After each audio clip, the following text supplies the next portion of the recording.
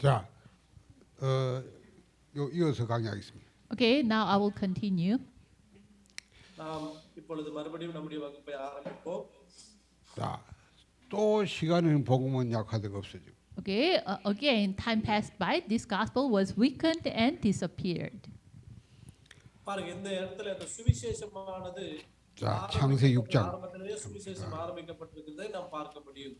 In Genesis chapter 6, ஆதியாகமம் 6ஆம் அதிகாரம் 창세 6장 보면 사람이 땅 위에 벗어나기 시작할 때 그들의 딸들이 나니 하나님의 아들들이 사람의 딸들의 아름다움 보고 자기들이 좋아하는 모든 여자를 아내로 삼는지라. 여호와께서 이르시되 나의 영이 영원히 사는 과 함께하지 않으니 이는 그들이 육신이 됨이라. 그러나 그들은 나는 120년이 되리라 하시니라. 당시에 땅에는 네피림이 있었고 그 후에도 하나님의 아들들이 사람의 딸들이 들어와 자식을 낳았으니 그들은 용사라 고대의 명성 있는 사람들이었더라. verse 1 through 4. When man began to increase in number on the earth and daughters were born to them, the sons of God saw that the daughters of men were beautiful, and they married any of them they chose. Then the Lord said, My spirit will not content with man forever, for he is mortal. His days will be 120 years. The Nephilim were on the earth in those days, and also afterward, when the sons of God went to the daughters of men and had children by them. They were the heroes of old, men of renown. 자, மனுஷர் பூமியின் மேல் பெருகத் துவங்கி அவர்களுக்கு குமார்த்திகள் பிறந்த பொழுது தேவகுமாரர் மனுஷ குமார்த்திகளை அதிக சௌந்தரியம் உள்ளவர்கள் என்று கண்டு அவர்களுக்குள்ளே தங்களுக்கு பெண்களை தெரிந்து கொண்டார்கள். அப்பொழுது கர்த்தர் என் ஆவி என்றென்றைக்கும் மனுஷரோடே போராடுவதில்லை, அவன் மாம்சம் தானே, அவன் இருக்க போகிற நாட்கள் 120 வருஷம் என்றார். அந்நாட்களில் ராட்சதர்கள் பூமியிலே இருந்தார்கள். பின்பு தேவகுமாரர் மனுஷ குமார்த்திகளோடே கூடுகிறதுனால் இவர்கள் அவர்களுக்கு பிள்ளைகளை பெற்ற பொழுது இவர்களும் பூர்வத்தில் பேர் பெற்ற மனுஷராகிய பலவான்களானார்கள். 자, 여기 하나님의 아들들은 누구고 사람의 딸들은 누굽니까? Okay, here who are the sons of the sons of God, and who are the men of daughters of இங்கே men. தேவகுமாரர் என்பவர்கள் யார், மனுஷ குமார்த்திகள் என்பவர்கள் யார்? 자, 성경 보니까 하나님의 아들들이 사람의 딸들의 아름다움 보고 자기들이 좋아하는 모든 여자를 아내 삼았다. Verse 2, it said, the sons of God saw that the daughters of men were beautiful, and they married any of them they chose. இரண்டாம் வசனம் சொல்லப்பட்டிருக்கிறது, தேவகுமாரர் மனுஷ குமார்த்திகளை அதிக சௌந்தரியம் உள்ளவர்கள் என்று கண்டு அவர்களுக்குள்ளே தங்களுக்கு பெண்களை தெரிந்து கொண்டார்கள். 자, 이걸 보고 하나님이 뭐랍니까? 나의 영이 영원히 사는 함께 하니 왜 그들이 육신이 되었기 때문에.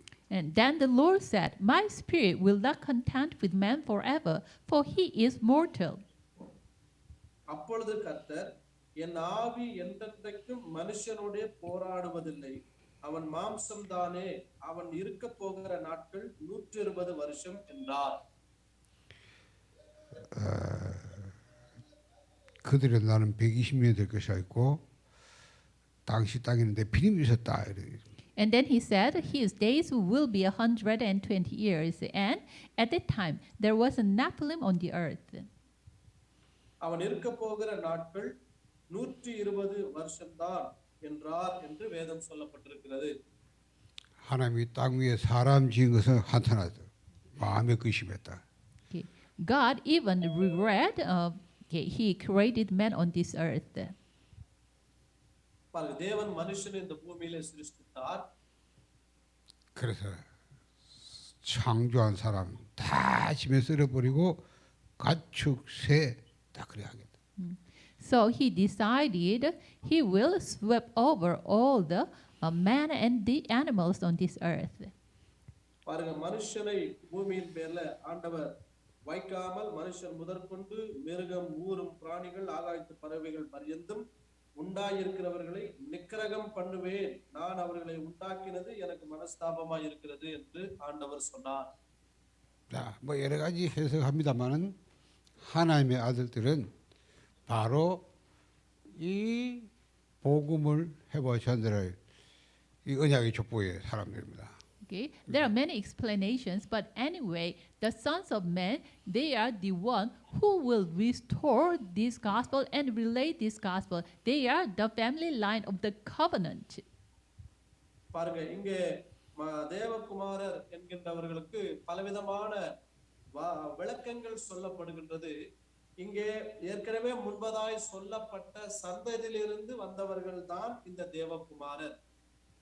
반대로 사람의 딸들이라면은 이 언약 족보 없는 그잖아요. 언약의 족보가 아닌 가인의 후손들이. And the daughters of men are those who are the out of the covenant, the family line of the covenant, out of the covenant, out of the family line of the covenant. So the family line of Cain. பாருங்க இந்த மனுஷகுமார்த்திகள் என்கின்றவர்கள் இந்த தேவனுடைய உடன்படிக்கை விட்டு வெளியே இருக்கிறவர்கள் காயினுடைய சந்ததிகளாய் இருக்கிறார்கள். அந்த சந்ததிகளை குறித்து தான் தேவகுமார்த்திகள் மனுஷகுமார்த்திகள் என்று சொல்லப்பட்டிருக்கிறது. 자, 이 세월이 흐르면서 복음이 약화되고 없어지니까 이 복음의 언약을 전달해 족보 사람들이 그 가치를 모르고 복음도 없는 여자 결혼해가지고 자식을 낳았단 말이에요. Okay, when time passed by, this gospel is weakened and disappeared. Because of this, even the family line of the covenant, even they didn't know the value of the gospel, and they married with the people outside of the covenant because of only the reason they are beautiful. ஆதாம் மரித்த பின்பதாக இந்த சுவிசேஷத்தினுடைய முக்கியத்துவம் அது அழிந்து போகவில்லை. இந்த சுவிசேஷத்தினுடைய முக்கியத்துவத்தை அவர்கள் சுமக்கும்படிக்கு தேவன் வேறொரு சந்ததியை எழுப்பினார். அந்த சந்ததியார் அந்த சுவிசேஷத்தினுடைய முக்கியத்துவத்தை அறிந்து கொள்ளாமல் இங்கே காயினுடைய சந்ததிகளாய் இருக்கிற மனுஷகுமார்த்திகளோடு கூட அவர்கள் சேருகிறதை குறித்து இங்கே வேதத்தில் வாசிக்க முடியும். 그래서 복음이 없어지니까 그러니까 어떻게 됩니까? 당연히 그 시대는 재앙으로 멸망이 되고요. That much, this gospel was disappeared. So at that age, the disaster have no choice but to come. ஆகவே இங்கே இந்த சுவிசேஷத்தினுடைய அந்த மகத்துவமானது அழிந்து போகும் என்பதன் காரணமாக இங்கே அழிந்து போவதற்கான காரணமாக இங்க ரெண்டு சந்ததிகளை குறித்து இங்கே பார்க்க முடியும். 자, 재앙을 막고 있으면 복음이 없으니까 이 죄로 인한 재앙 그대로 당하게 되는 거예요. 그게 홍수 심판입니다. What can block the disaster? That is the gospel. But this gospel disappeared. So, disaster covered that age. பாருங்க இந்த ஒரு உலகத்தை அழிப்பதின் மூலமாக அதாவது எப்படியாவது அந்த சுவிசேஷத்தினுடைய மகத்துவத்தை காப்பாற்ற வேண்டும் என்பதற்காக இந்த காரியங்களை தேவன் அங்கு அனுமதிக்கிறார். 성경 뭐라 했냐? 그때 땅에 네피림이 있었다. What did the Bible tell us? At that time, there was a Nephilim on the earth. வேதம் இப்படியாகவும் சொல்லப்பட்டிருக்கிறது, அந்த நாட்களில் ராட்சதர்கள் பூமியில் இருந்தார்கள். 자, 이 네피림 말은 히브리 말인데 원어는 동사가 원래 나팔칼 위에서 떨어지다. 그러면 위에서 떨어진 자 이런 뜻이에요. 공중에 떨어진 자. Nephilim is a Hebrew word. The verb form that is napal. Napal means fall from above. So the Nephilim is what? The one who fallen from above. பாருங்க பூமியில் அந்த ராட்சதர்கள் என்று சொன்னால் அது எபிரேய பதத்துல நப்தலி என்று சொல்லப்பட்டிருக்கிறது. அதனுடைய விளக்கம் என்னவென்று சொன்னால் மேலே இருந்து கீழே விழுந்தவர்கள் என்ற அர்த்தம். 자, 이렇게 복음이 없어지니까 하나님이 홍수를 심판하시잖아요. 그렇죠? Okay. In this way, the gospel was disappeared. Because of this, God, judged the people with a flood. இதன் நிமித்தமாக தேவன் சுவிசேஷத்தை காப்பாற்ற வேண்டும் என்பதற்காக தேவன் இந்த உலகம் முழுவதையும் ஒரு பெரிய வெள்ளத்தினால் அவர் அழிக்கின்றார். 그 성경은 이런 시대에 그러나 노아는 은을 입었더라. Okay. But in this 그렇죠. kind of age, the Bible tells us, but Noah was received the grace from God. இப்படிப்பட்ட ஒரு சூழ்நிலை நிமித்தமாக தான் இந்த காலகட்டத்தில் தான் நோவா என்கின்ற ஒரு மனுஷனை நாம் பார்க்க முடியும். நோவா கர்த்தருடைய கண்களில் கிருபை பெற்றவனாய் இருந்தார். 노아가 당대 의인이고 하나님과 동행하고 완전한 자라고 되어 있어요. Okay, it was written, Noah was a righteous man and blameless, and also he walked with God. நோவாவின் வம்ச வரலாறு நோவாவின் காலத்தில் இருந்தவர்களுக்குள்ளே நீதிமானும் உத்தமனுமாய் இருந்தார். நோவா தேவனோடே சஞ்சரித்துக் கொண்டிருந்தான் என்று எழுதப்பட்டிருக்கிறது. 또 우리는 또 이런 것도 복음 보면 또 윤리적으로 이렇게 또 생각합니다. 죄도 안 지고 막 바르다 이런 생각하는 거예요. If we do not know the gospel, then even we explain this Bible verse in legal way. பாருங்க, இந்த சுவிசேஷத்தினுடைய முக்கியத்துவத்தை அறிந்து கொள்ளாத ஜனங்கள் இந்த வசனங்களை புரிந்து கொள்ளும் பொழுது இதை ஒரு தவறான விதத்தில் அவர்கள் புரிந்து கொள்வார்கள். 아벨이 아까 의롭다는 증거문에 예물을 했잖아요. 그렇죠? Okay, the evidence that Abel is righteous, that is his offering, right?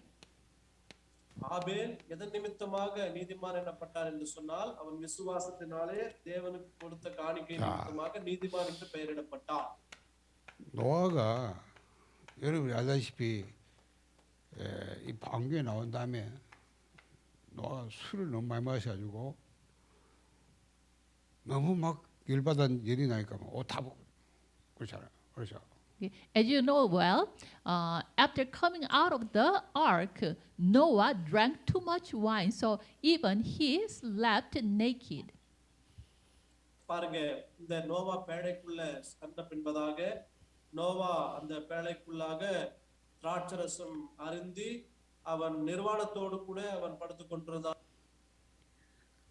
그래 막 아들이 막 그것도 뒤로 가서 옷을 덮어줘요. So his son, even in the backward, they near to his father and covered his body. அங்கே தன்னுடைய குமாரனாகிய கானான் தன்னுடைய அந்த ஒரு சரீரத்தை அவருடைய நிர்வாணத்தை மூடும்படிக்கு அங்கே ஒரு ஆடையை கொண்டு போய் அவங்க போடுகின்றார். 그럼 노아가 뭐 평소 술 적당히 마신 게 아니고 막 이렇게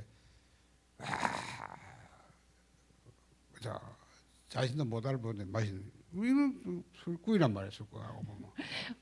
What does that mean?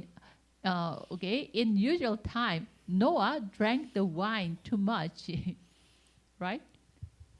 பாருங்க, இப்படிப்பட்ட ஒரு சூழ்நிலையில நோவா அந்த பேழைக்குள்ள இருந்த பொழுது அவன் அதிகமாக திராட்சரசம் குடித்தான் என்று அங்கே சொல்லப்பட்டிருக்கிறது.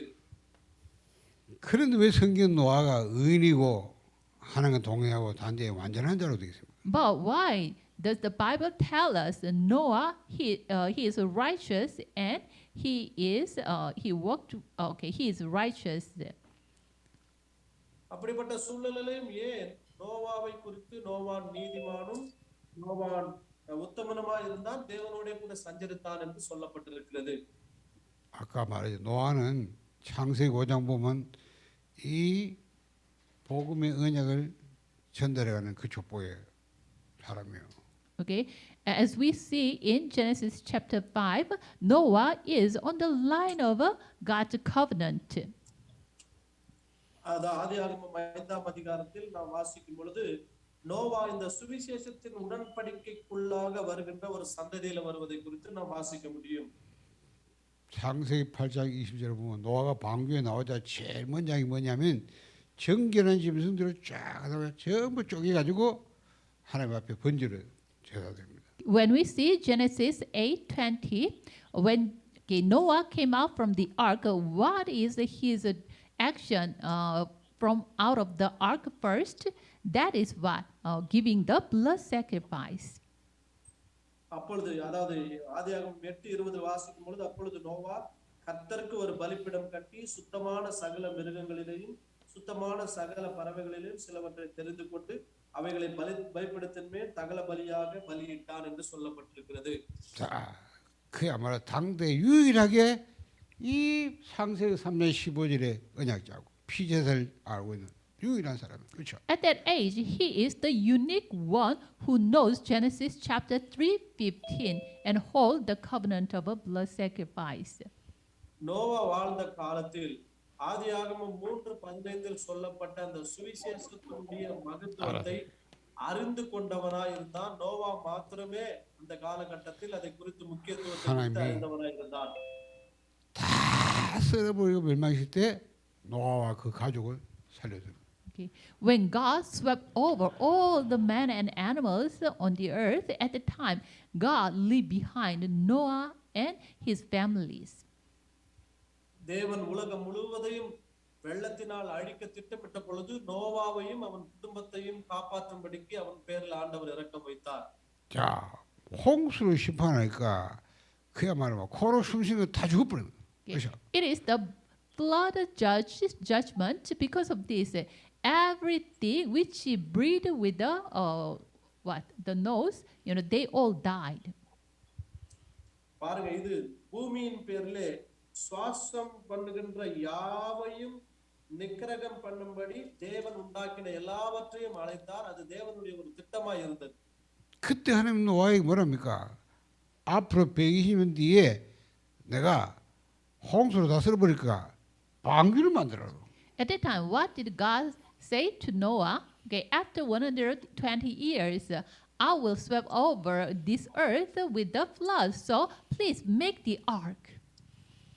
பாருங்க, ஆபிரகாம், அதாவது நோவாவுக்கு ஆண்டவர் என்ன சொன்னார் என்று சொன்னால், நான் பூமியை அழிக்க போகின்றேன். ஆகவே அங்கே ஒரு சில மிருகங்களை ஒரு சில பேழைக்குள்ளே கொண்டு வரும்படிக்கு ஜீவ சுவாசம் உள்ள மாம்ச ஜந்துகளை ஒரு சிலவற்றை அந்த பேழைக்குள்ளே கொண்டு வரும்படிக்கு ஆண்டவர் சொல்லுகின்றார். 자, 뭐 배를 만들면 뭐 강가에 만드냐지 산꼭대기에 만들어. Okay, if he made the ark, then he should make the ark near the seaside, but on the top of the mountain he made the ark. அதாவது அவன் பேழையை செய்யும் பொழுது எங்கே செய்தான் என்று சொன்னால், தண்ணீர் இருக்கின்ற அந்த கடலோரமான பகுதியிலே அந்த பேழையை அவன் செய்தான். அந்த பேழையானது அங்குதான் செய்யப்பட்டது. 이래가지고 그 방주 안에 노아와 가족만 들어가네. 다른 사람 아무도 안 들어가요. 그렇죠? 오라요 아무도. So even he said to people, please come into the ark, the flood will come, but no one entered except the Noah's family. நாட்களிலே நோவா செய்தது என்னவென்று சொன்னால், பெரும் வெள்ளம் வரப்போகிறது, பேழைக்குள்ளே வாருங்கள் என்று அவர்களுக்கு ஜனங்களுக்கு அவன் எச்சரித்து அவன் சொல்லிக் கொண்டிருந்தார். ஆனால் ஒருவரும் அந்த பேழைக்குள் வரவில்லை. 예수님께서 인자가 올 때도 그렇다. Okay, when the Son of Man comes, at the time it will be like this. அதற்கு பின்பதாக பெரும் வெள்ளம் வந்தது. பெரும் வெள்ளம் வந்த பின்பதாக இந்த காரியங்கள் எல்லாம் நடைபெற்றது. 여러분이 복음 제대로 다 이걸 유지하고 지속하고 누리고 해보고 전달할 한 사람이시면 됩니다. 그렇죠? 하나님 그 사람 통해서 세계복음을. Okay, if you are the one who will restore and relay this gospel, then through you, one person, God will revive everything. ஆண்டவர் இந்த காரியங்கள் எல்லாவற்றையும் ஒரு பெரிய அழிவுக்கு பின்பதாக நோவாவினுடைய குடும்பத்தை ஆண்டவர் காப்பாற்றி அதற்கு பின்பதாக அதன் மூலமாக எல்லாவற்றையும் தேவன் புதுப்பிக்கின்றார். 노아 한 건 아무것도 없어. 120년 어제 방주 하나만 만들. 그만 그거 지소가 그 집중한 밖에. Okay, there's nothing Noah did except that he made the ark and he concentrated on making the ark. Noah அப்படிப்பட்ட காலகட்டத்தில் அவன் என்ன செய்தான் என்று சொன்னால், தேவன் பேழையை கட்ட சொன்னார், அதை மாத்திரம் அவன் செய்து கொண்டிருக்கின்றார். 자, 그때는 그 홍수 심판장에 사람은 방주에 들어가는 길밖에 없습니다. 그렇죠? Okay, in the time of flood, there's only one way to be saved from that flood. That is what? Entering into the ark.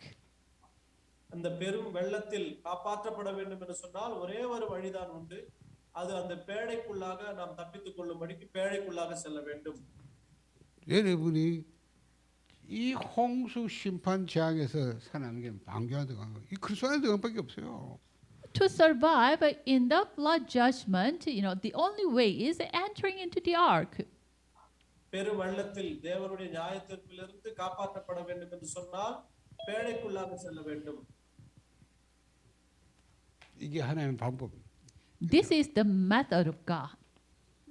இதுதான் தேவனுடைய ஒரு வழிமுறையா இருக்கின்றது. 자, 자꾸 딴 얘기 막 얘기하면 길으니까 복음을 항상 약화시 없애는 사단의 흐름. Okay, like this way, there is the line of a Satan who remove and weaken this gospel. இந்த சத்ருவானவன் தன்னுடைய சந்ததிகளின் மூலமாக எப்படியாவது இந்த சுவிசேஷத்தை அழித்து போட வேண்டும் என்று அவன் விரும்பினார். ஆனால் தேவனுடைய திட்டம் இங்கு பார்க்கும் பொழுது முழு அழித்து ஒரு புதிய சந்ததியை உருவாக்கும்படிக்கு சுவிசேஷத்தை காப்பாற்றும்படிக்கு திட்டமுடையவராய் இருக்கிறார். 그때마다 항상 소수입니다. 그렇죠? 소수인데 하나님이 이 소수의 삶에서 복음을 회복해서 전달해야 돼. Every that moment, God called a few persons. Through those a few persons, God restored this gospel and relayed this gospel. தேவன் நோவா மூலமாக அவன் ஒரு சிறிய குடும்பத்தை தேவன் தெரிந்து கொண்டு அவர்கள் மூலமாக இந்த சுவிசேஷத்தின் மகத்துவத்தை காப்பாற்றி அது உலகுக்கு கொண்டு வர வேண்டும் என்று திட்டமுடையவராய் இருந்தார். 자, 또 시간이냐 복음이 또 없어져요. And time passed by, this gospel disappeared again. 이래가지고 இப்படிப்பட்ட ஒரு செயலின் மூலமாக சுவிசேஷமானது மறுபடியும் காப்பாற்றப்பட்டு சுவிசேஷமானது வெளியே வருகின்றது. 하나 흩어지지 않아 터지려고. So 성을 쌓고 탑을 쌓아. Man built the Babel Tower and resist God and rebelled God. அதற்கு பின்பதாக மனுஷன் ஒரு பெரிய பாபேல் கோபுரத்தை கட்டி தேவனுக்கு முன்பதாக ஒரு முரட்டாட்டம் செய்கின்ற மனுஷனாக அவன் தேவனை எதிர்த்து நிற்கிறவனாய் காணப்பட்டான். 자, 이때 하나님이 또 한 사람 불러요. At this time, God called one person, Abraham. இந்த காலகட்டத்தில் தான் ஒரு மனுஷனை தெரிந்து கொண்டார். அவருடைய பெயர் Abraham. 하나님 뭐랍니까? 아브라함 보고 네 본토 친척 아비를 떠나 내가 너희 지시할 때 가라고 말씀해요. What did God say? Depart, leave your hometown and your relatives and go to the land I will show you. ஆபிரகாமுக்கு ஆண்டவர் என்ன சொன்னார்? கர்த்தர் ஆபிரகாமை நோக்கி உன் தேசத்தையும் உன் இனத்தையும் உன் தகப்பனுடைய வீட்டையும் விட்டு புறப்பட்டு நான் உனக்கு காண்பிக்கும் தேசத்துக்கு போ என்று ஆண்டவர் சொன்னார். 아브라함 이거 뭐 주저리하다가 형이 죽고 그렇잖아요. 아버지 죽고 이러셨다는 겁니다. Well, Abraham is hesitating. His father died, and his brother died. So at last he departed toward the land God shows him. அந்த நேரத்தில் அவனுடைய தகப்பன் மரிக்கவில்லை. ஆனால் தன் தகப்பனையும் தன் வீட்டையும் விட்டு புறப்பட்டு நான் உனக்கு காண்பிக்கும் தேசத்துக்கு போ என்று ஆண்டவர் ஆபிரகாமுக்கு கட்டளையிட்டார். 하나님이 이렇게 말씀하십니다. 내가 너로 큰 민족을 이루고 너로 말미암아 천하 만민이 복을 받게 될 것이다. God said to him, I will make you into a great nation and I will bless you. I will make your name great and you will be a blessing. ஆண்டவர் நான் உன்னை பெரிய ஜாதியாக்கி உன்னை ஆசீர்வதித்து உன் பேரை பெருமைப்படுத்துவேன் நீ ஆசீர்வாதமாய் இருப்பாய் என்று வாக்குறுதித்தம் பண்ணினார். 아브라함이 처음에는 무슨 말인지 몰랐어요. 그냥 하나님 가라가 갔어요. At the beginning stage, God didn't understand this word that much, but because God said to him, go, so he just go. ஆண்டவர் இந்த இடத்துல போ என்று சொன்னார். அந்த நேரத்தில் எதுவும் செய்யவில்லை. போ என்று மாத்திரம்தான் சொன்னார். ஆண்டவருடைய வார்த்தையை செவி கொடுத்து அவர் போனார். 아브라함의 관심은 아까 말했지만 늘 어떻게 먹고 살 것인가 이거예요. Abram's concern is, how to live and how to survive. Abraham இப்படிப்பட்ட நேரத்தில் கொஞ்சம் வாழ்க்கை பிரயாணத்தில் இருந்திருப்பார். ஆனால் நான் எப்படி சென்று எப்படி என்னுடைய வாழ்க்கையை பிழைப்பது என்று ஒருவேளை யோசித்திருக்கலாம். 근데 뭐 가보니까 땅이요. 아직 사람 살 곳이 못. When he reached the land, God showed him, but this land was very devastated. ஆண்டவர் போகின்ற ஒரு தேசத்திற்கு இந்த தேசத்துக்கு போ அப்படின்னு சொன்னா ஒருவேளை அந்த தேசத்தை குறித்து அறிந்திருந்தா நம்ம போக முடியும். அறியாத ஒரு தேசத்துக்கு எப்படி போக முடியும்? அதை தான் ஆபிரகாமுக்கு ஆண்டவர் செய்தார். 이래가지고 자꾸 이동하다가 어디까지 있냐? 애국가에 가버려. So he moved and moved. So at last he reached to Egypt. எகிப்துக்கு போகின்ற வரைக்கும் ஒரு தேசத்தை விட்டு இன்னொரு தேசத்துக்கு, இன்னொரு தேசத்தை விட்டு இன்னொரு தேசத்துக்கு ஆண்டவர் காமித்துக் கொண்டே இருந்தார். அந்த காமித்த தேசத்திற்கு சென்றடைந்தவராய் ஆபிரகாம் காணப்பட்டார். 그 마누라 뺏기버렸어요. There, okay, he was plundered his wife. அங்கே தன்னுடைய மனைவியையும் அங்கு கண்டடைகின்றார். 하나님이 다시 찾게 가요. 다시 또 올라옵니다. Okay. But God, okay, bring her again, and so he went back to the Canaan. மறுபடியும் எகிப்திலிருந்து அவன் கானானுக்கு செல்கின்றார். 아브라함이 이렇게 이왜 바랄 땅까지 깨닫지 못해서 고생을 한 거예요. 25년 동안 고생. Okay. Abram didn't understand that the word of God, so he wandered so long time, maybe around 25 years. பாருங்க, Abraham தேவனுடைய வார்த்தைக்கு கீழ்ப்படிந்து பல ஆண்டு காலம் ஆண்டவர் சொல்லுகின்ற இடத்திற்கு சென்று அங்கிருந்து மறுபடியும் கானானுக்கு வருகின்றார், எகிப்துக்கு போகின்றார். ஆண்டவர் காண்பிக்கின்ற காரியங்களுக்கு இடங்களுக்கு அவர் செல்லுகின்றார். 아브라함이 이렇게 고생하다 깨달았어요. Okay. Through the suffering, at last he realized. Yeah. Through the pain or difficulties, at last he realized. பாருங்க, தன்னுடைய வாழ்க்கையில் இப்படிப்பட்ட ஒரு சூழ்நிலை நிமித்தமாக ஒரு சில காரியங்களை ஆபிரகாம் புரிந்து கொண்டார். 여러분들 깨달으면 그때부터 모두 풀려요. You are the same. 계속 When you realize the word of God, the gospel well, from that moment on, everything will be prospered and solved. சுவிசேஷத்தின் வல்லமையை குறித்து நாம் நன்றாக அறிந்து கொள்வோம் என்று சொன்னால், நம்மை சுற்றி இருக்கின்ற காரியங்கள் எல்லாவற்றையும் கர்த்தர் நமக்கு விளக்கப்படுத்தி தெளிவுபடுத்தி காண்பிப்பார். 그렇죠. 아니야. 아브라함이 불신앙할 수 있는 너무나 많은 조건이 갖고 Okay. 자식이 없는 거예요. 그렇죠. 애도 못 낳아. Abram had no choice but to unbelieve. Why? He has so many kinds of conditions for the unbelief. He didn't have any son, and his wife was already so old. ஆபிரகாமுக்கு ஆண்டவர் சொன்ன ஒரு சில வார்த்தைகளை, வாக்குத்தத்தங்களை ஆபிரகாமால் புரிந்து கொள்ள முடியவில்லை, நம்ப முடியவில்லை. காரணம் என்று சொன்னால் அவருக்கு குழந்தை இல்லை, மனைவியும் கூட வயதானவளாய், ஆபிரகாமும் வயதானவளாய் காணப்பட்டார்கள். 근데 하나님은 자꾸 네 자손으로 말미암아 뭐요? 큰 민족이 될 것이고 또 뭐랍니까? 세계복음할 것이다. But God continually said to him, I will make you a great nation through your seed. Every people will be blessed. ஆனால் தேவன் மறுபடியும் ஆபிரகாமை உற்சாகப்படுத்த தொடர்ந்து ஆண்டவர், நான் உன்னை ஆசீர்வதித்து உன்னுடைய சந்ததியை வானத்து நட்சத்திரங்களைப் போலவும் பூமியின் கடற்கரை மணலை போலவும் நான் பெருக பண்ணுவேன் என்று வாக்குத்தத்தம் கொடுக்கின்றார்.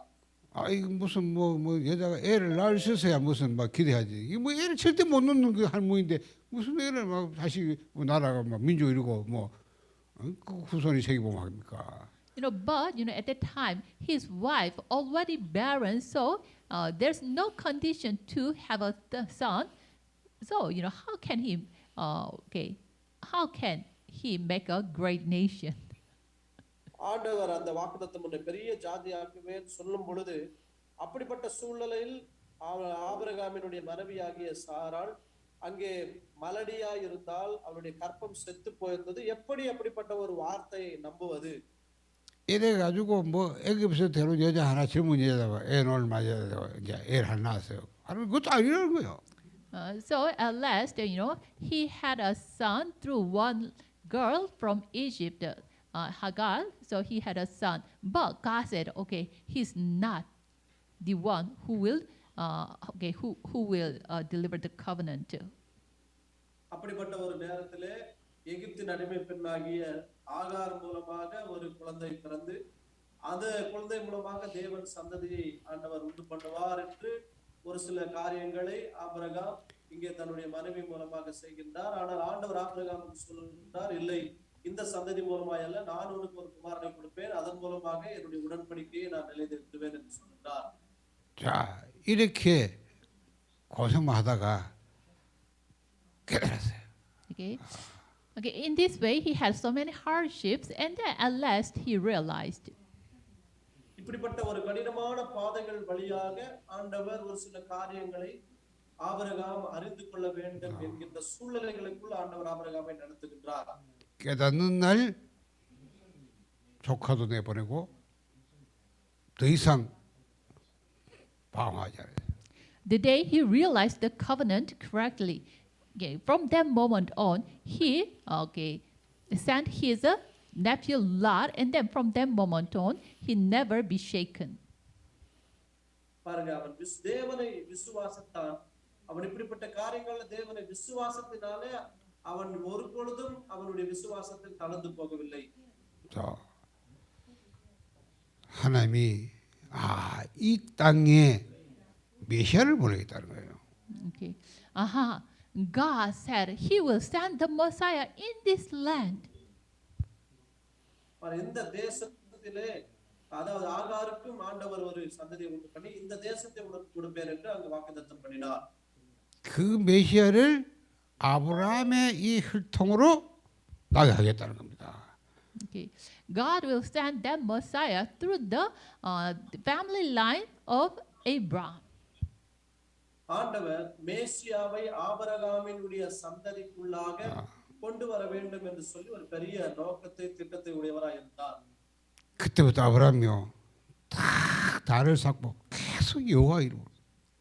From that moment on, Abraham started to make an ark and make an altar, and then he worshiped God. அந்த காரியங்கள் நடந்த பின்பதாக ஆபிரகாம் தேவனுக்கென்று ஒரு பலிபீடம் கட்டி தேவனை தொழுது கொண்டான் என்று வேதத்தில் வாசிக்க முடியும். 하나님은 아브라함에 절대 불응하는데요 아들 줬어요. 그렇죠. Okay. It is totally impossible, absolutely impossible to Abraham, but God gave him a son. பாருங்க, ஆபிரகாமுக்கு ஒரு நம்பிக்கை நம்ப முடியாத ஒரு சூழ்நிலை தான் இருந்தாலும் தேவன் ஆபிரகாமுக்கு அந்த ஒரு நம்பிக்கையை கொடுத்து அவருடைய வாழ்க்கையில் ஆண்டவர் மேசியாவை கொண்டு வர வேண்டும் என்கின்ற தம்முடைய திட்டத்தை நிறைவேற்றுகிறார். 어느 날 하나님이요 이삭을 바치래요. 번제를 받아야죠. Then one day, God said to Abraham, "Please give your son as an offering, burnt offering." அதற்கு பின்பதாக ஆண்டவர் தேவன் ஆபிரகாமுக்கு ஒரு குமாரனை கொடுத்து அந்த குமாரனை எனக்காக தகன பலியாக நீ செலுத்த வேண்டும் என்று சொல்லுகிறார். 야, 저리 같으면 아브라함이 막 분명히 온 뭔지 있을 건데 딱 가차없이 이삭을 딱 바치고. If he had been before, then he will worry about it. But at this time, without any hesitation, he gave his son as an offering. ஆண்டவர் சொன்ன உடனே எந்த ஒரு கேள்வியும் கேட்காமல் எந்த ஒரு தடையும் சொல்லாமல் உடனடியாக தன்னுடைய குமாரனை ஆண்டவருக்கென்று பலி செலுத்த வேண்டும் என்று சொல்லி அதற்கு அவர் கீழ்ப்படிந்து செல்கின்றார். 그냥 바른말 하면 되는데 아브라함이요 거짓말해서라도 불신앙돼 버립니다. Okay. Even he can tell to his son, "Okay, I will give you an offering to God," but even he said a lie to his. Even he said, "Okay, God will prepare his offering," and then he brought his son as an offering at the time. பாருங்க, தேவன் ஈசாக்கை பலி செலுத்த வேண்டும் என்று ஆபிரகாமிடத்தில் கேட்ட உடனே தேவனுடைய வார்த்தைக்கு கீழ்ப்படிந்து ஒருவேளை அவன் மரித்து போனாலும் மரணத்திலிருந்து உயிரோடு கூட தேவன் எழுப்புவார் என்கின்ற ஒரு நம்பிக்கையோடு கூட தேவனுக்கென்று தன்னுடைய மகனை தகன பலியாக செலுத்த ஆபிரகாம் சொல்லுகின்றார். 이삭을 탁 묶고다 이제 다 내어놓고 이제 칼로 죽여야 되고 탁 치려는데 하나님이 급히 멈추라고. Abraham threw off his unbelief. So at last he bind up his son, and then he tried to kill his son with a sword. Right that moment, God called Abraham. அங்கே Abraham ஆண்டவர் பலி செலுத்த தன்னுடைய குமாரனை அழைத்து கொண்டு போன பொழுது அவன் தன்னுடைய குமாரனுடைய கால்களை எல்லாவற்றையும் கட்டி அந்த பலிபீடத்தின் மேல் வைத்து தன்னுடைய கத்தியை ஓங்கி அவனை கொல்ல ஓங்கின பொழுது ஆண்டவர் வானத்திலிருந்து உன் பிள்ளையாண்டார் மேல் கத்தியை போடாதே என்று ஆண்டவர் சொல்லுகின்றார். 그때 아브라함이 들어올까 숲풀에 수양하면 뿌이가리 걸려가지고 바닥바닥 차고. At the time when Abraham looked back, then one lamb was caught by the bushes. அந்த நேரத்திலே ஆபிரகாம் திரும்பி பார்த்த பொழுது ஒரு ஆட்டுக்கிடா ஒரு முட்புதரில் சிக்கிக் கொண்டிருப்பதை அங்கு பார்க்கின்றார். 아브라함이 그 양을 끌고 와서 피를 번제로 하나님 제사. So Abraham brought that lamb and then give that lamb as a burnt offering. அந்த இடத்தை பார்த்த உடனே ஆபிரகாம் அந்த ஆட்டுக்கிடாவை பிடித்து அதை பலி செலுத்தி அங்கே கர்த்தருக்கென்று தகன பலியை செலுத்தினார். 그걸 누가 봤어요? Who saw this? யார் அந்த ஆட்டுக்கிடாவை காண்பித்தது? 이삭이 본 거예요. Isaac saw this. அங்கே ஈசாக்கு பலி செலுத்தப்பட்டிருக்க வேண்டும். 아까 칼이 효과예요. 내가 곧 이삭이 죽어야 되는데 하나님이 급히 멈추고 내 대신 저 수양이 팍 희생당을 보게 받아. Right before, he was at the brink of death. The knife was under his neck, but God called and God prepared what? The lamb. பாருங்க, தன்னுடைய குமாரனை கட்டி தன்னுடைய குமாரனுடைய கழுத்துல அந்த கத்தியை வைக்க ஆயத்தமா இருந்த பொழுது ஆண்டவர் ஏற்கனவே ஒரு ஆட்டுக்கிடாவை ஆயத்தப்படுத்தி வைத்திருந்ததை ஆபிரகாமுக்கு தேவன் காண்பிக்கின்றார். 이삭에게 그 어린 이삭에게 탁 각인되는 내 대신 수양. So, this was imprinted into Isaac. Instead of me, the lamb. பாருங்க, இந்த இடத்துல ஈசாக்கை பலி செலுத்தவில்லை.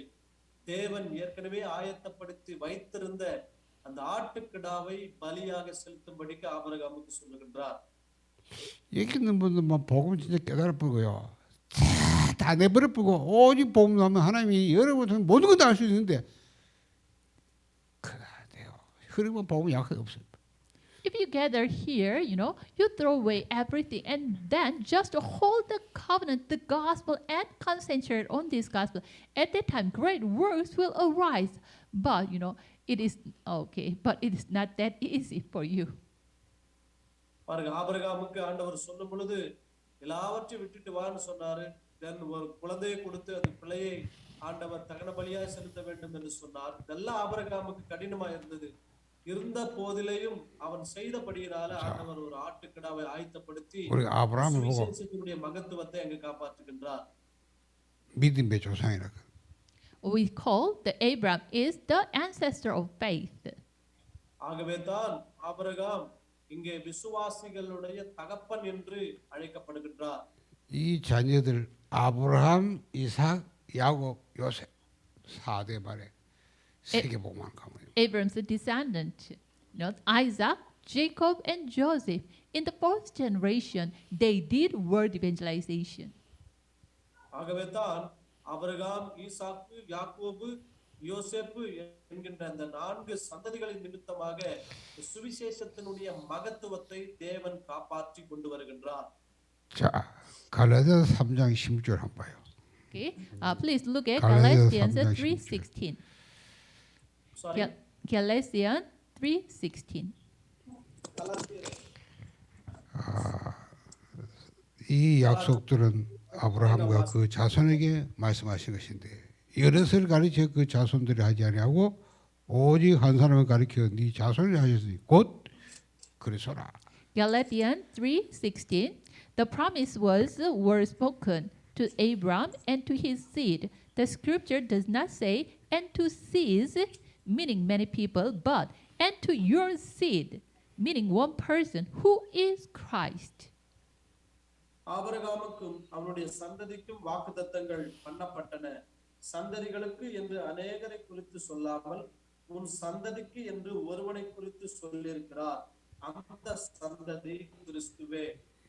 마태복음 1장 1절에 뭐라고 되죠? Okay. Matthew 1:1. What does it say? மத்தேயு 1:1 என்ன சொல்லுகிறது? 아브라함과 다윗의 자손 예수서의 족보라 새겨라. Okay. A record of the genealogy of Jesus Christ, the son of David and the son of Abraham.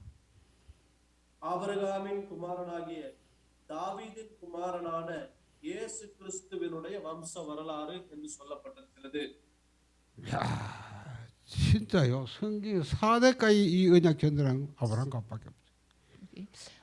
In the Bible, the family line who delivered this gospel message to the fourth generation is only what? The Abraham's family.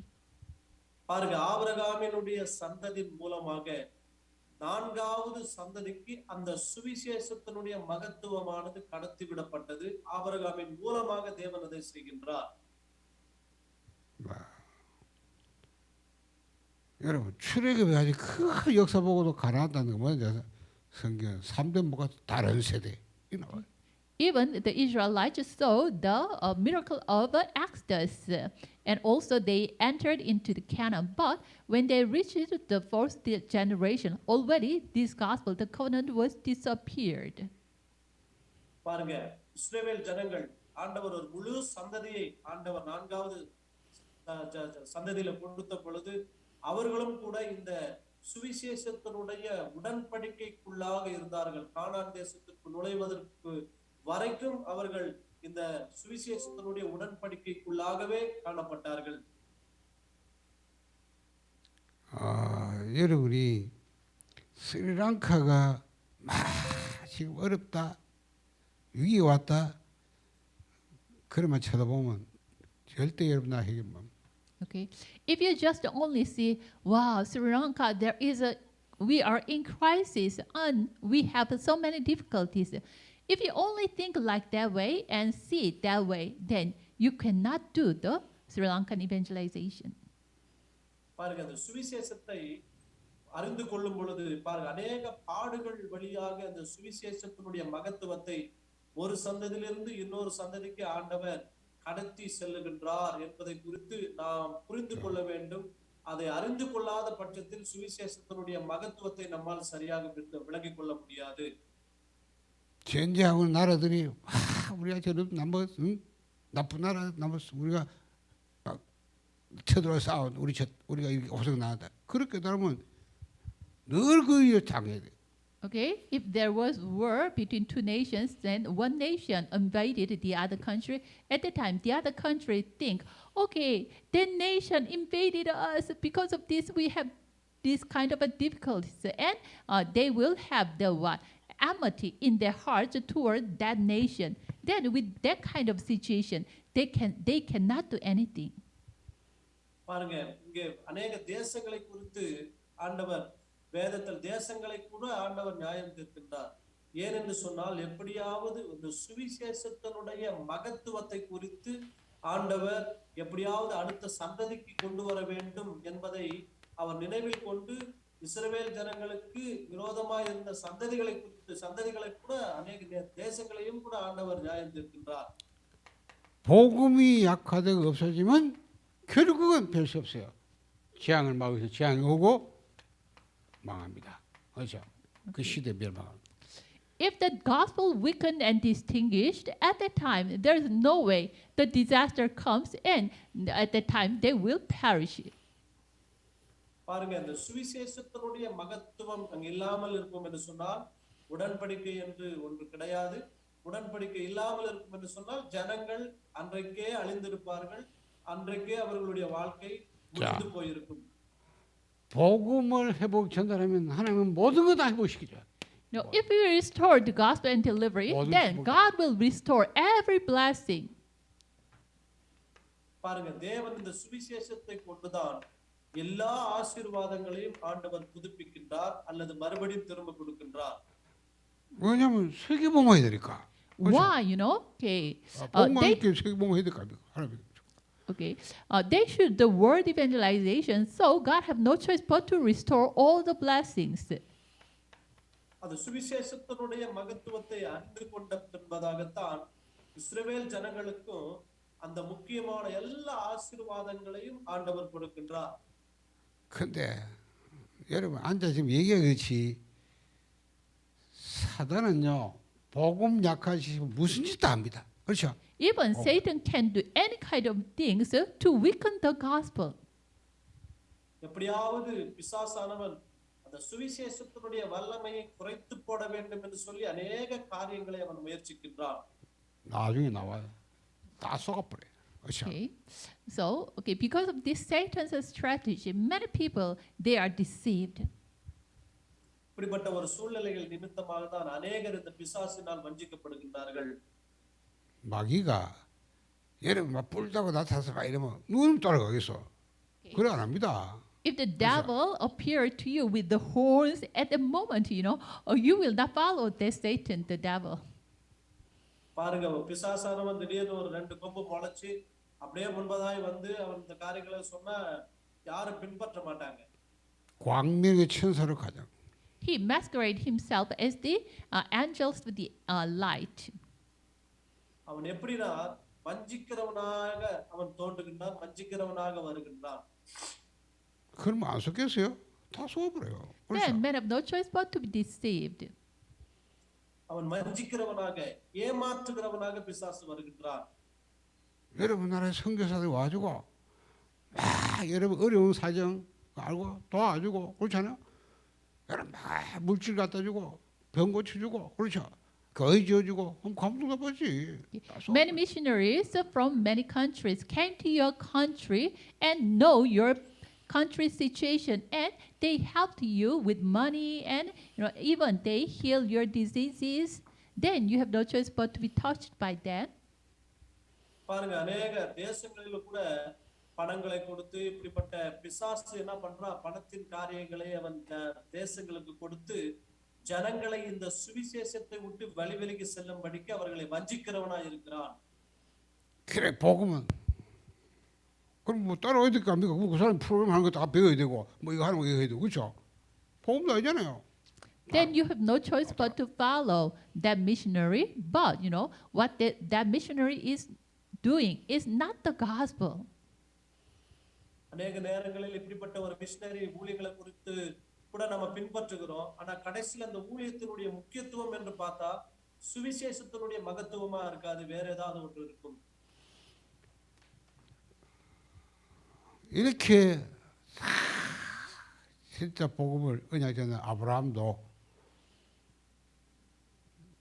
창세기 15장 한번 보세요. Okay. Even the Abraham who received the covenant, what happened? Look at the Genesis chapter 창세기 15. 15장. பாருங்க Abraham தேவனுடைய அந்த உடன்படிக்கை பெற்றுக்கொண்டான். அதான் சுவிசேஷத்தினுடைய மகத்துவம். 자, பெற்றுக்கொண்ட 이거면 பின்பதாக அவருடைய வாழ்க்கையில் என்ன நடந்தது பாருங்க. ஆதியாகமம் 18ஆம் அதிகாரத்தில் அதை நாம் பார்க்கலாம். 자, 15장 9절에 봐요. Okay, Genesis 15:9. 15ஆம் அதிகாரம் ஆதியாகமம் 15:9 வசனம். 하나님 뭐랍니까? 나를 위하여 3년 된 암소와 3년 암염소와 3년 순양 3삐들이와 삐들이 새끼 집에 새끼를 가져올지라. 그렇죠? So the Lord said to him, "Bring me a heifer and a goat and a ram, each 3 years old, along with a dove and a young pigeon." அதற்கு அவர் 3 வயது கிடாரியையும் 3 வயது வெள்ளாட்டையும் 3 வயது ஆட்டுக்கடாவையும் ஒரு காட்டுப்புறாவையும் ஒரு புறா குஞ்சியையும் என்னிடத்தில் கொண்டு வா என்றார். 자, 10절에 보면 아브라함이 그 모든 가에다가 중간을 쪼개고 쪼갠 것을 마주 대하에 놓고 그다음에 새는 쪼개지 아니하여. Verse 10, Abram brought all these to him, cut them in two, and arranged in halves the opposite each other. But the bird, however, he did not cut in half. 10ஆம் வசனம், அவன் அவைகள் எல்லாவற்றையும் அவரிடத்தில் கொண்டு வந்து அவைகள் நடுவாக துண்டித்து துண்டங்களை ஒவ்வொன்றுக்கும் எதிராக வைத்தான். பட்சிகளை அவன் துண்டிக்கவில்லை. 대대 솔개가 나오고 사체되고 그다음에 아브라함이 깊은 좀 흑암과 두려움이 엄쳤다. And 11:12 it says, then the birds of prey came down on the carcasses, but Abram drove them away. As the sun was setting, Abram fell into a deep sleep, and a thick and dreadful darkness came over him. 11ஆம் வசனம் பறவைகள் அந்த உடலின் மேல் இறங்கின அவைகளை Abraham துரத்தினான் 솔개는 사단을 상기합니다. ஆபிரகாமுக்கு அயர்ந்த நித்திரை 그리고 திகிலும் காரிருளும் அவனை 깊은 잠에 빠졌 아브라함. And the bird of prey 큰 흑암 두려움입니다. okay, the bird of the prey is symbolized the Satan. 그렇죠. And then Satan was what? The thick and dreadful darkness came over him. பாருங்க அந்த பறவைகள் அந்த உடலின் மேல் இறங்கினது பறவைகள் என்று சொல்லும் பொழுது அந்த பிசாசானவனை குறித்து சொல்லுகிறது அந்த பிசாசானவன் வருகின்ற இடத்துல இருள் வருகின்றது 그때 하나님이 아브라함에게 말씀하셨어요. Three curses over him. So at the time the Lord said to Abram, அப்பொழுது அவர் ஆபிரகாமை நோக்கி உன் சந்ததியார் தங்களுடைய அந்நிய தேசத்திலே பரதேசிகளா இருப்பார்கள் என்கிற ஒரு சாபமான வார்த்தை அங்கு சொல்லப்படுகிறது 13절에 아브라함이가 너는 반드시 알라. 네 자손이 이방에서 객이되어 그들을 섬겼고 그들은 400년 동안 네 자손을 괴롭히리. verse 13, know for certain that your descendants will be strangers in a country not their own, and they will be enslaved and mistreated for 400 years. அப்பொழுது அவர் ஆபிரகாமை நோக்கி உன் சந்ததியார் தங்களுடைய தள்ளாத அந்நிய சந்ததியிலே பரதேசிகளாய் இருந்து அத்தேசத்தாரை சேவிப்பார்கள் என்றும் அவர்களால் 400 வருஷம் உபத்திரப்படுவார்கள் என்றும் நீ நிச்சயமாய் அறிய கடவா என்று சொல்லுகின்றார். 자, 하나님 앞에 번제될 때는 모든 건 다 쪼개야 돼. 그렇죠? 쪼개 피를 흘리고 그걸 태워서 번제를 드립니다. Okay, when people give the burnt offering, at first they cut off, in two, every animal, and then give that and shed the blood, and then give that as a burnt offering. பாருங்க முதல்ல அந்த பலியை செலுத்தும் பொழுது ஜனங்கள் என்ன செய்வார்கள் என்று சொன்னால் அந்த பலியை துண்டித்து அதனுடைய இரத்தத்தை கீழே சிந்தவிட்டு அதற்கு பின்பதாக அதனுடைய உடலை எரிப்பதன் மூலமாக தகன பலியாக அதை செலுத்துவார்கள். 근데 아브라함이 새쯤이야, 막 이거 하나쯤이야. 그냥 새니까 이거 나 그냥. But in the case of the dove, Abraham think about it so lightly, so he didn't cut the dove in two. இங்கே ஆபிரகாம் செய்தது என்னவென்று சொன்னால் இந்த பட்சிகளை அவன் துண்டிக்கவில்லை என்று அங்கு வேதம் சொல்லுகின்றது. அந்த புறாவை அவன் என்ன பண்ணவில்லை என்றால் அதை துண்டிக்கவில்லை. 여러분 복음을 알고는 당돼서 우리는 막 복음 다 알고. 근데 여러분 복음을 약화시키시 하면 여기에 후대로 들어가면 나중에 복음 없어요. Okay.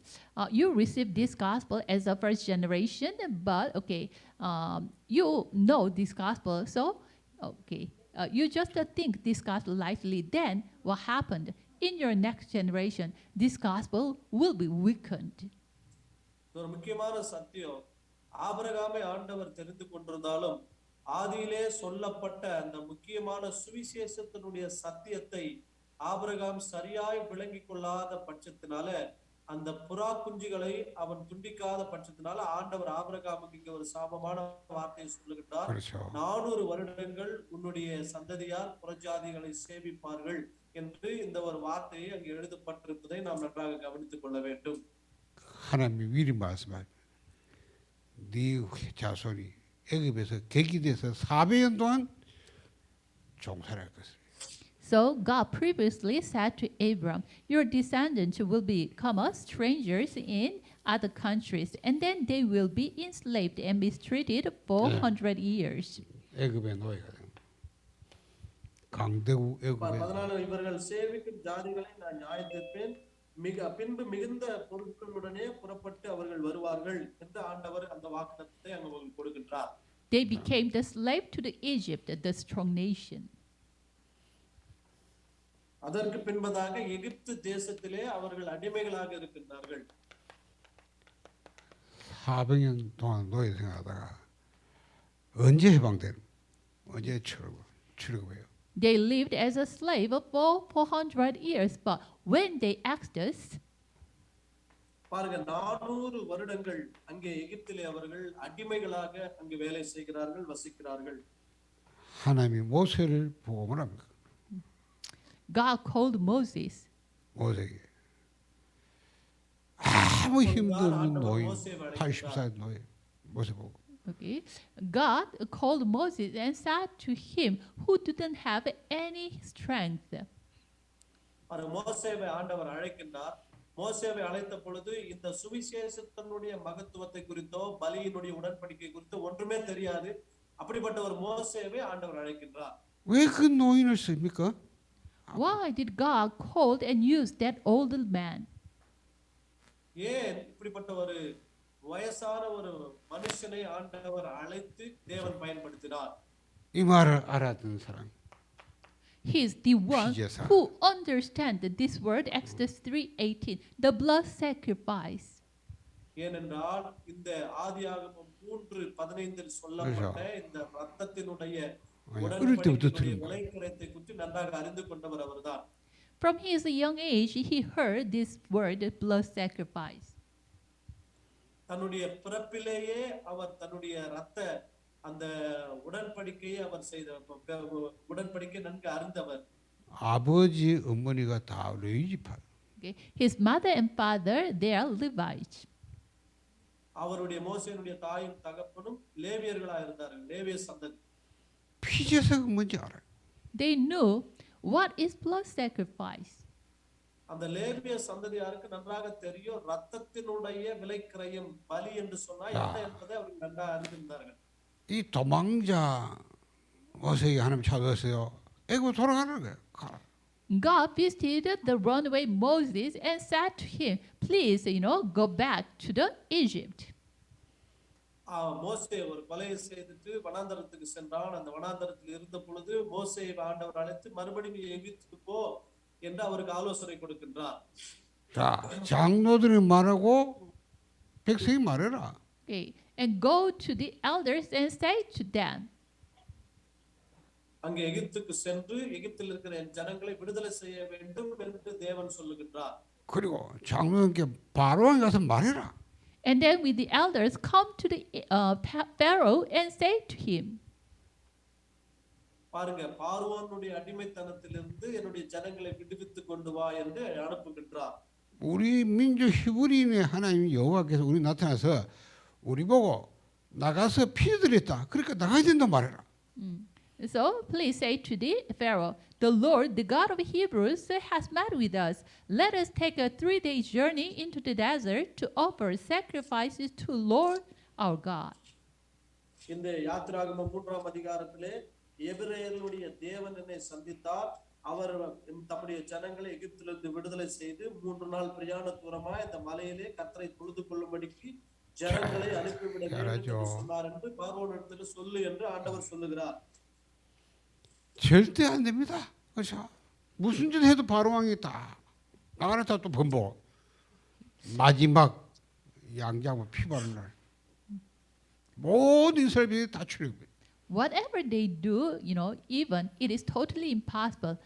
Pharaoh, he said, he blocked for them not to go. But what happened when they when they painted the blood? What happened? பாருங்க என்னென்னவோ மோசே பார்வோனிடத்துல சொல்லுகின்றார். பார்வோன் ஜனங்களை வெளியே விடுவதற்காக தாமதிக்கின்றான், வெளியே விடுவே இல்லை. ஆனால் ஒரு ஆட்டுக்குட்டியினுடைய ரத்தம் அடிக்கப்பட்டு நிலைக்கால்களில் பூசப்பட்ட போது என்ன நடந்தது? 고린도서 5장 7절 보면 6월절 어린 양 곧 그리스도께서 이신데다. When you see 1 Corinthians 5:7, it says, the Passover lamb, our Lord Jesus died. Christ died. 1 கொரிந்தியர் 5:7 வாசிக்கும் பொழுது இந்த பஸ்கா பலியாகிய இயேசு கிறிஸ்துவானவர் நமக்காக பலியானார் என்று அங்கே சொல்லப்பட்டிருக்கிறது. புளிப்பில்லாத அதாவது பஸ்கா பலியாகிய கிறிஸ்து நமக்காக பலியிடப்பட்டிருக்கிறார் என்று சொல்லப்பட்டிருக்கிறது. 이게요 400년 만에 회복. 400년. Okay, so after 400 years, they asked us. 그렇죠. 400 வருடங்கள் அளித்த பின்பதாக இந்த சுவிசேஷத்தினுடைய மகத்துவத்தை மறுபடியும் தேவன் ஜனங்களுக்கு ஞாபகப்படுத்துகின்றார்.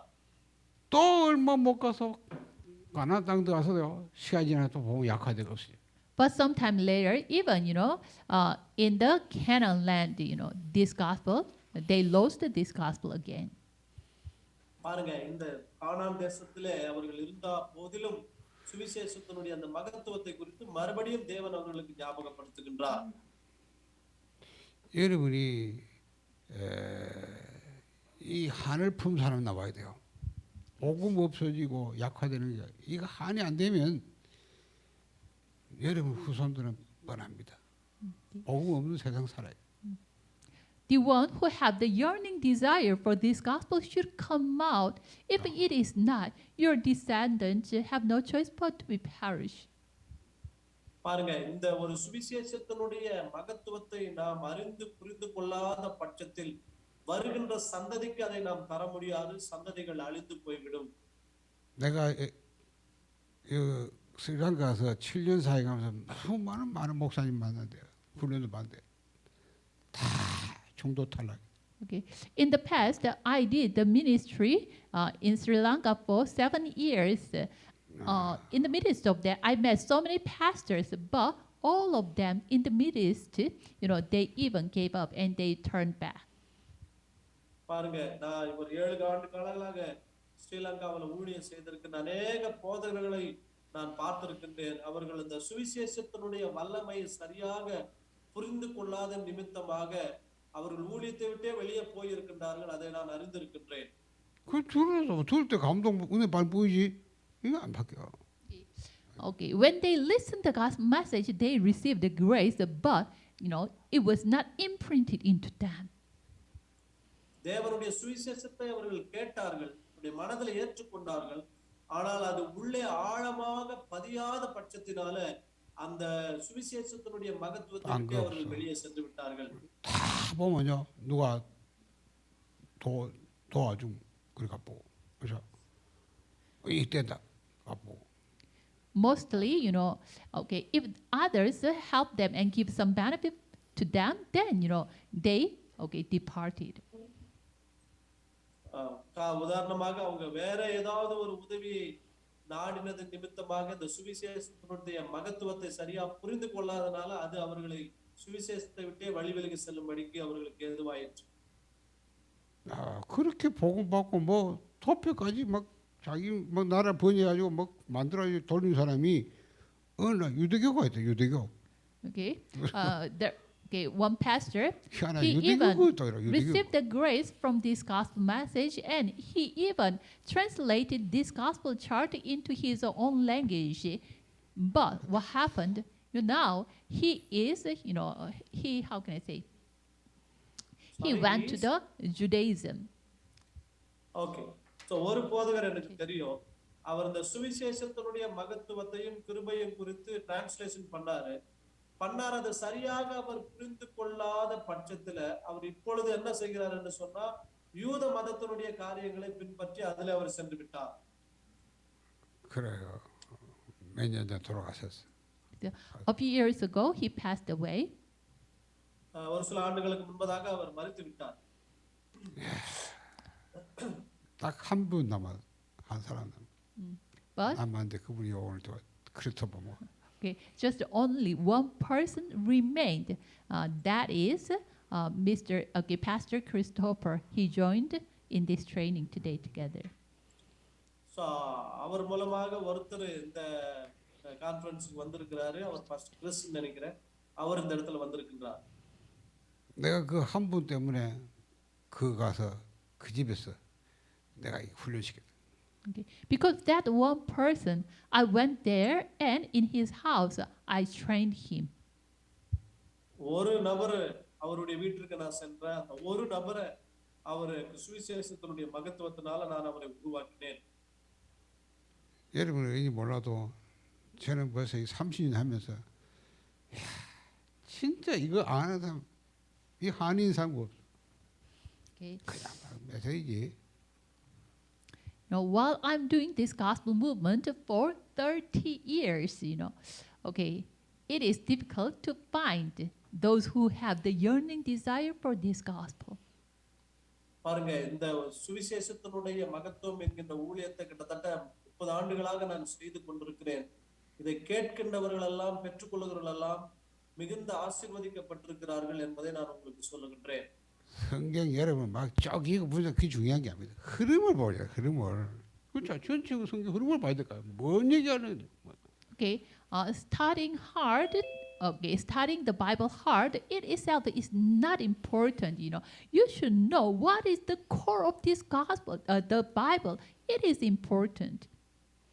வேத வசனங்களை பைபிளை பக்கமா படிப்பதினால் மாத்திரமல்ல, வேதம் எதை குறித்து முக்கியமாக வலியுறுத்தி சொல்கிறது, சுவிசேஷத்தினுடைய வல்லமையை குறித்து மகத்துவத்தை குறித்து சொல்லுகிறது என்பதை நன்றாக அறிந்து கொள்ள வேண்டும். 결국 또 시간이 복음도 약. 그래가지고 바벨론 포로. Okay, at last, the time passed by. This gospel disappeared again, so they became a captive in Babylonia. 자, 포로.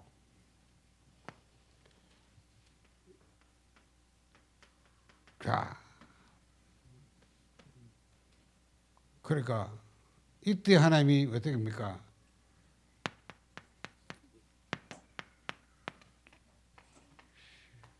이사야 선지자에서 그 복음 다시 회복시켜.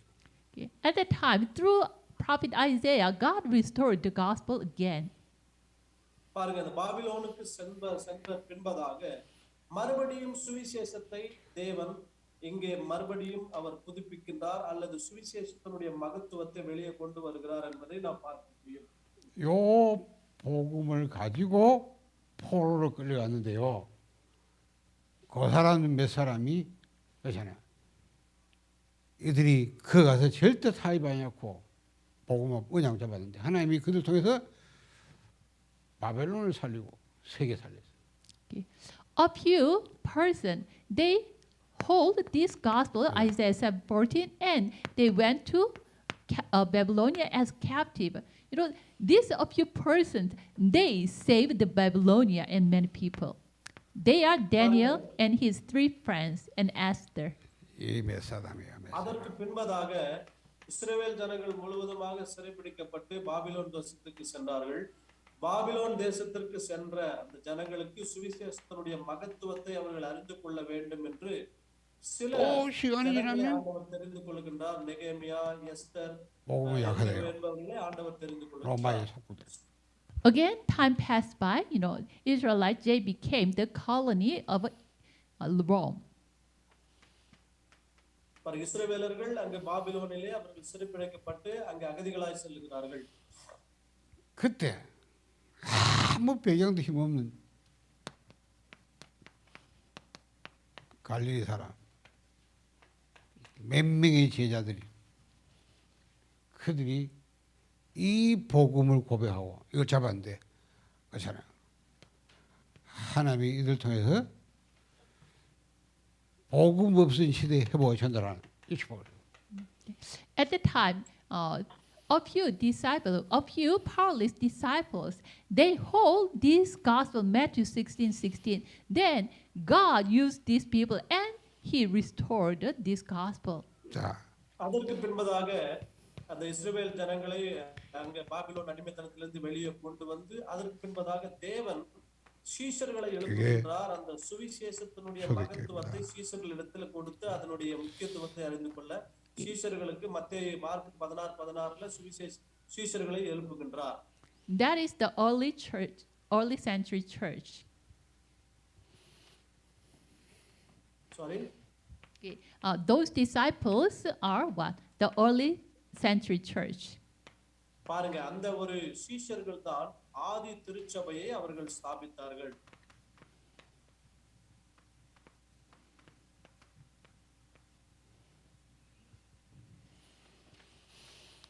자, 교회가 완전히 복음 없는 종교들이 득세할 때 하나님께서 한 사람 통해서 이 복음 회복을 전달했는데 그 인물이 바울입니다. Okay. When the church became religionized, so the church authority conquered at that age. At that time, who restored this gospel? Okay, the one who restored the gospel, that is Paul. பாருங்க, சபையானது அப்படி ஸ்தாபிக்கப்பட்டது. அப்போஸ்தலர்கள் மூலமாக அந்த சுவிசேஷத்தினுடைய மகத்துவம் உலகத்திற்கு தெரியப்பட்டது. சபை அவர்கள் ஸ்தாபித்தார்கள். சபை மறுபடியும் பாருங்க, அந்த சபையானது வேறே ஒரு சிலர்கள் மூலமாக சபை ஆளுகை செய்யப்பட்டது. அதிலிருந்து காப்பாற்றும்படிக்கு, சுவிசேஷனுடைய மகத்துவத்தை காப்பாற்றும்படி பவுலை ஆண்டவர் எழுப்புகின்றார். 자, 이래 또 시간이 흐르니까 복음은 또 약해졌어요. Okay, time passed by. Again, this gospel weakened and disappeared. அதற்கு பின்பதாக பவுலின் மூலமாக சுவிசேஷத்தினுடைய மகத்துவமானது வெளியே காண்பிக்கப்படுகின்றது. 그래서 로마가 완전히 뭐 얼마 정도로 역사냐면 막 나라 자체가 막 기독교 국가로 Okay, the gospel was researched through the early century church. How much this, it became gospelized. The Rome itself changed into a Christian country. That much the works arose. பாருங்க, ரோம தேசத்திலிருந்து அங்கே சுவிசேஷமானது அதுக்குள்ளவே தான் இருந்தது. அதற்குள்ள இருந்து சுவிசேஷமானது அதற்கு பின்பதாக பவுலின் மூலமாக அது வெளியே வருவதற்கு, வெளியே உலகுக்கு வருவதற்கு ஆண்டவர் வழிவகை செய்கின்றார். 복음이 없어지니까 완전히 교회가 세속화. But after that moment, the gospel disappeared again, so the church became secularized. சபையானது இங்கே ஒரு உலக காரியங்களுக்குள்ளாக சென்றடைந்து விட்டது. அந்த ஒரு காலகட்டத்தில் ஆண்டவர் சபையிலிருந்து அல்லது சபைக்கு வெளியே சுவிசேஷத்தினுடைய மகத்துவத்தை இங்கு புறஜாதிகளுக்கு கொண்டு வருகின்றார். 그때 하나님이 루터라는 한 사람 통해서 종교개혁을 한번 복음해 보시겠어요. Okay. At that time, through one person, Luther, God restored the gospel through religious reformation. பாருங்க, அதற்கு பின்பதாக பவுலுக்கு பின்பதாக வந்த சபையினுடைய காரியங்கள் எல்லாமே அரசாங்கத்தின் அடிப்படையில் அல்லது மதத்தின் அடிப்படையில் வந்து விட்டபடியினால ஒரு நபரை ஆண்டவர் எழுப்புகின்றார். யார் என்று சொன்னார்? மார்ட்டின் லூத்தரை எழுப்பி ஆண்டவர் சபையினுடைய சீர்திருத்தத்தை இங்கு கொண்டு வருகின்றார். 자, 지금 종교개혁이 500년 지났습니다. Okay. It has been 500 years passed by since the religious reformation. அந்த பல வருடங்களாக சபையானது ஒரு மத அடிப்படையில அங்கே நடத்தப்பட்டு வந்தது. மத ரீதியான காரியங்களை பின்பற்றியது. அதற்கு பின்பதாக ஆண்டவர் அந்த சபையினுடைய காரியங்களில் இருந்து அந்த சுவிசேஷத்தினுடைய மகத்துவத்தை எழுப்புகின்றார். 지금 어떻습니까? How about these days? 지금 How about now?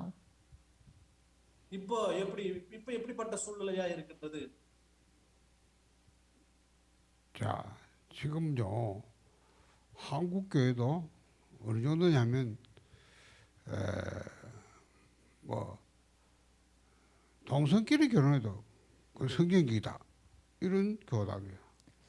Even in Korea, there is some denomination. Okay, homosexual marriage is biblical. They insist. பாருங்க, இன்றைக்கும் கூட கொரியா தேசத்துல உலகத்தில் பல ஆண்டுகளில பல நாடுகளில அந்த ஓரின சேர்க்கை என்கின்ற ஒரு கொள்கையை அவர்கள் பின்பற்றுகிறார்கள். 그게 우리가 지금 건전하다는 교회가 그렇죠. Even the great and renowned denomination, they insist those kind of things. பாருங்க, நல்ல அறிமுகமான தேசங்களும் கூட இப்படிப்பட்ட ஒரு காரியத்திற்கு அவர்கள் ஒத்து போகின்றார்கள். 또 모든 종교 다 같은 거 아니냐? 이러고. And some theologians, they say, oh, all the religions are the same. அதாவது ஒரு சில இறையியல் வல்லுநர்கள் சொல்லுகிறார்கள், பல முன்பதான சந்ததிகள் எல்லாம் அதெல்லாம் உண்மையானது, அதை பின்பற்ற வேண்டும் என்று சொல்லுகிறார்கள். 자, 이런 단체들이 영향을 줘서 교회가 거의 그런 흐름을 타고 가요. This kind of organizations gives the influence to the church so much. So now these days the church is right on that kind of flows. பாருங்க இப்படிப்பட்ட ஒரு சில காரியங்களை உபதேசங்களை சபைகளும் அங்கீகரிக்கின்றது. சபைகள் அங்கீகரிக்கிறபடினால சபைக்குள்ளாக இவைகள் எல்லாம் வந்து விடுகிறது. சபை இதன் மூலமாக சபை பெருகின்றது. 그래서 여러분이 1973년도에 태국이라는 나라의 수도가 방콕 아닙니까? 방콕. Okay, in 1973, the Bangkok in Thailand. 여기에 1973ஆம் ஆண்டு பேங்காக்ல 세계에서 가장 큰 기독교 단체가 WCC라는. Okay, 세계 WCC, 교회, the world greatest organization of the Christianity, WCC, they held a missions conference. 자, 이 사람들이 선교대. WCC என்கின்ற ஒரு ஸ்தாபனமானது மிஷன் கான்ஃபரன்ஸ் என்கின்ற ஒரு கருத்தரங்கை நடத்தியது. 꼭 50년 전이잖아, 그렇죠? Okay. 50년 전에. You know, just it happened 50 years ago from now. இந்த 50 ஆண்டுகளுக்கு முன்பதாக இது நடந்தது. 이게 주제가 뭐냐? 오늘날 구원이란 무엇이냐? Okay, they gathered with the theme. Okay, what is salvation today? ரட்சிப்பு என்றால் என்ன என்கின்ற இன்றைக்கு ரட்சிப்பை எப்படி நாம் பெற்றுக்கொள்வது என்கின்ற ஒரு கருத்தோடு கூட இந்த கருத்தரங்கை நடத்தினார்கள். 오늘날 구원이 뭐냐? Okay, what is salvation these days? That is the theme of that conference. அதாவது ரட்சிப்பு என்றால் என்ன, இன்றைக்கு ரட்சிப்பு என்றால் என்ன என்கின்ற ஒரு கருத்தரங்கோடு கூட ஒரு கருத்தரங்கை நடத்தினார்கள். 자, 여기 막 세계적인 신학자들, 세계 교회 지도자들 다 모여 토론. Here, okay, world-renowned theologians and the pastors gathered together. They had debate. உலகத்தில் பிரசித்தி பெற்ற இறையியல் வல்லுநர்கள், போதகர்கள் இப்படிப்பட்ட கருத்தரங்கில் கலந்து கொண்டு அதை குறித்து அவர்கள் பேசினார்கள். 이 사람들 일주일 동안 다 토를 가지고 결론을 이렇게 내세요. Through 1 week debating, and they had a conclusion about this theme. ஒரு வாரம் இதை குறித்து அவர்கள் கலந்து ஆலோசித்து பல கருத்துக்களை அவர்கள் அறிந்து ஒரு முடிவோடு கூட இவர்கள் இங்கே ரட்சிப்பு இந்த காலத்துல ரட்சிப்பு என்றால் என்ன என்கிற கருத்துக்கு ஒரு முடிவை கொண்டு வந்தார்கள். Okay, their definition of the salvation is this: solving man's current situation problem. ரட்சிப்பு என்று சொன்ன அந்த வார்த்தைக்கு ஒரு முடிவை அவர்கள் கொண்டு வந்தார். அப்படின்னா மனுஷனுடைய பிரச்சனைகளை முடிப்பதுதான் ரட்சிப்பு என்கின்ற ஒரு பதிலை அவர்களுடைய கருத்தரங்கில் அவர்கள் கொண்டு வந்தார்கள். 자, 이게 구원이래. This is the salvation to them. பாருங்க, மனுஷனுடைய பிரச்சனைகளுக்கு தீர்வு கொண்டு வருதல் என்கின்றதுதான் ரட்சிப்பு என்பதை குறித்து 인간이 당면한 அவர்கள் 상황이 கொண்டு வந்தார்கள். 뭐야? 인간이 지금 당면한 상황이 Okay, what is man's current situation problem? மனுஷனுடைய இப்பொழுது சந்திக்கிற பிரச்சனை தான் என்ன? 여러분 나라 지금 막 어렵잖아요, 그렇죠? Now in your country, you are in difficult situation, the poverty. இன்றைக்கு உங்களுடைய தேசத்துல கூட அரசாங்க ரீதியா ஒரு சில பிரச்சனைகள் இருக்கின்றது. நிறைய பிரச்சனைகள் தனிப்பட்ட விதங்களிலேயும் அரசாங்க ரீதியாகவும் இருக்கின்றது. 여러분 경제 문제, 우리 지금 어렵다. Okay, and people have the economic problem. Oh, it is difficult to survive. ஜனங்களுக்கு இன்றைக்கு பண பற்றாக்குறை என்கின்ற பிரச்சனையும் இருக்கிறது. அவருடைய வாழ்க்கை வாழும்படிக்கு மிகுந்த கடுமையாகவும் இருக்கின்றது. 우크라이나 막 전쟁 때문에 죽고 나요. 전쟁, 그렇죠? Now in Ukraine there is war, so it is very miserable. பாருங்க, இன்றைக்கு உலகத்தில் யுத்தங்களும் நடந்து கொண்டிருக்கிறது. இந்த யுத்தங்களும் ஒரு பிரச்சனையாக இருக்கின்றது. 막 인권, 그렇죠? And human rights problem. மனுஷன் சந்திக்கின்ற பிரச்சனைகள் 한두 가지가 아니에요. There are so many problems that we have. 그렇죠? So பலவிதமான பிரச்சனைகள் உலகத்தில் நாம் சந்திக்கின்றோம். And diseases, even COVID-19. இன்றைக்கும் கூட அந்த கொரோனா வைரஸ் என்கின்றது கூட ஒரு பிரச்சனையாக இருக்கின்றது. 무슨 놈은 그게 구원이냐 말이에요. Yeah. Solving those kind of problems, 그렇죠. are they really salvation? 그게 구원이라는 거예요. இப்படிப்பட்ட பிரச்சனைகளை, யுத்தங்களை நிறுத்துவது, தனிப்பட்ட பொருளாதார தேவைகள், பணப்பற்றாக்குறைகள், வியாதிகள், கொரோனா வைரஸ் நிறுத்துவது, இவைகளெல்லாம் ரட்சிப்பினுடைய முடிவா இருக்குமா? 자, 요 இவைகளெல்லாம் தான் 앞에 ரட்சிப்பா? 계속되는 정통적인 구원과는 뭐냐면 인간이 죄로부터 구원받는 거다. Okay. Before 뭐예요? this, there was an authentic, traditional, the definition of the what salvation. That is what setting free from sin. பாருங்க, இப்படிதான் அந்த ரட்சிப்புக்கான ஒரு விளக்கத்தை அவர்கள் கொண்டு வந்தார்கள். 여러분, 이게 바로 WCC의 구원과입니다. 그래서 WCC는 종교다원. Okay. So, solving man's current situation problem is salvation. That is the viewpoint of a WCC. So, WCC insists of religious pluralism. பாருங்க, WCC என்கின்றவங்க அந்த நடத்தின கருத்தரங்கு ரட்சிப்பினுடைய விளக்கம் அப்படின்னா என்னன்னா, மனுஷனுடைய தற்காலிக பிரச்சனைகளுக்கு தீர்வை கொண்டு வருவதுதான் ரட்சிப்பு என்கின்ற ஒரு முடிவை அவர்கள், அதுதான் அந்த அந்த கருத்தரங்கினுடைய முடிவாக அதை அவர்கள் சொன்னார்கள். 그러니까 모든 종교 똑같다. So they say all religions are the same. அவர்கள் என்ன சொன்னார்கள்? எல்லா மதமும் சம்மதம், எல்லா மதமும் ஒன்றுதான் என்று சொன்னார்கள். 모든 종교 구원이 있다. And all religion have salvation. எல்லா மதங்களிலேயும் ரட்சிப்பு உண்டு என்று சொன்னார்கள். 맞잖아요. 이게 구원이라면 다른 종교 다 그러면 그렇잖아. 인간 어려운 거 해결하려고 하는 거 아닙니까? Okay, if it is the salvation, then they insist, okay, right, the all religions are the same, right? அதுதான் ரட்சிப்பாக இருக்க முடியும் என்று சொன்னால் எல்லா மதமும் சம்மதம் என்று ஒத்துக்கொள்ளலாம். And all religion have the salvation, right? எல்லா மதத்திற்கும் ரட்சிப்பு இருக்கின்றதா? 그래 봐. WCC 행사가 보면 모든 교 다 와. 무당도 와서 막 구판 벌리고 막 그죠? And in the conference of WCC, even many kinds of religion people, they came together.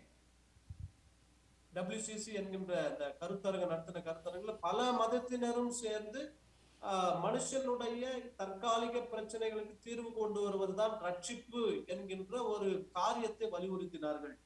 이 사람들이 쓰는 말 일치, 평화, 화해 이런 겁니다. Okay, so the word they use, mostly that is what peace and one, become one. அவர்கள் பயன்படுத்தின ஒரு வார்த்தை என்னவென்று சொன்னால் சமாதானம், எல்லாருமே ஒன்று அப்படி என்கின்ற ஒரு வார்த்தையை மிகவும் வலியுறுத்தி பயன்படுத்தினார்கள். சமாதானம், எல்லாம் ஒன்றுதான் அப்படி என்கின்ற ஒரு வார்த்தை. 자유주의 신학은요, 신학적으로 구원이 뭐냐? 이 사람들 구원을 이렇게 설명해요. 등정론. The liberal theology, they explain the salvation with the theory of a climb mountain.